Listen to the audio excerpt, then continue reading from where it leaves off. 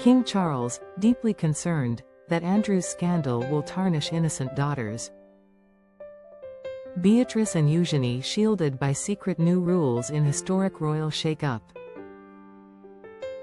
As Andrew Mountbatten Windsor begins his new life as a private citizen, stripped of every title and evicted from the only home his daughters have ever known as princesses.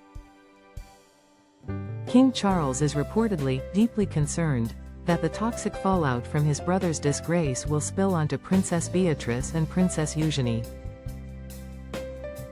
Royal biographer Robert Hardman, whose definitive Charles III biography has become the go-to source on the new reign, reveals exclusively to the Daily Mail that the monarch and senior royals have been, all along, concerned that the sins of the family do not befall them. Hardman paints a portrait of two young women caught in a storm they did nothing to create. They are blameless, he stresses. They have led a pretty upright life and are level-headed and very nice young women. At 37 and 35 respectively, Beatrice and Eugenie have spent years deliberately carving out low-key, modern lives far from the pomp of the working monarchy. Beatrice is vice president of partnerships at Affinity, a tech firm, while Eugenie is a director at the prestigious Hausa Wirth Art Gallery. Both are devoted mothers, Beatrice to Sienna, 4, and stepson Wolfie, 9. Eugenie to August, 4, and Ernest, 2, and passionate charity advocates. With long-standing roles at the Teenage Cancer Trust, the Elephant Family, and anti-slavery organizations. Yet the events of October 30th changed everything. In an unprecedented move not seen since World War I, King Charles invoked ancient royal prerogative to erase Andrew's princely status entirely, renaming him Andrew Mountbatten Windsor and serving formal notice to vacate Royal Lodge.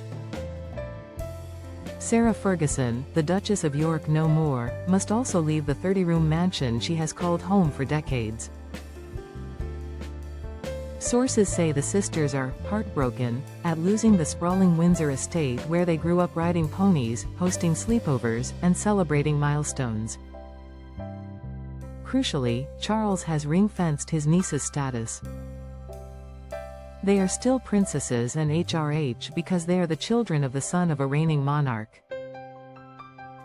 Hardman explains, citing the 1917 letters patent that remain untouched, to ensure no future scandal can strip them of their birthright. The king has quietly introduced new rules, specifically protecting princesses of York. A precedent that guarantees Beatrice and Eugenie, and any future daughters they might have, retain their titles for life, regardless of their father's fate. Despite the protection, palace insiders confirm the sisters have no intention of stepping into the royal firing line.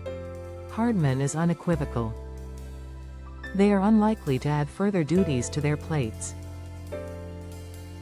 Instead, he sees them as essentially private citizens who are related to the king and occasionally turn up at royal events.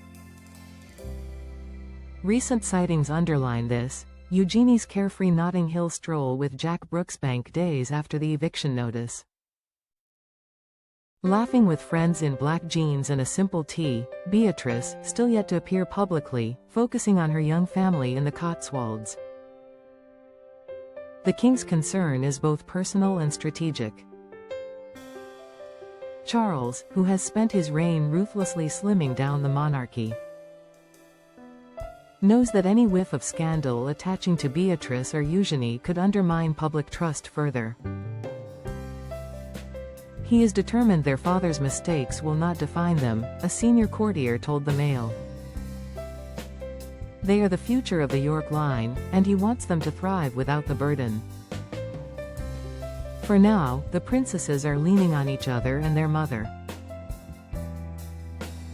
Fergie, ever the optimist, has reportedly told friends she's excited for a fresh chapter in a smaller property, possibly Frogmore Cottage or a private rental. Meanwhile, Andrew faces a lonely relocation to a modest Sandringham cottage, his £1 million annual allowance under review. As Christmas at Sandringham looms, the first without Andrew as HRH, Charles's protective shield around his nieces sends a clear message: the sins of the father stop here.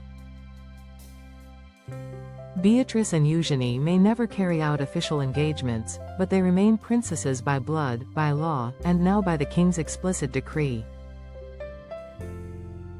In a monarchy rebuilding itself on merit and modernity, their quiet dignity might just be the York family's greatest redemption.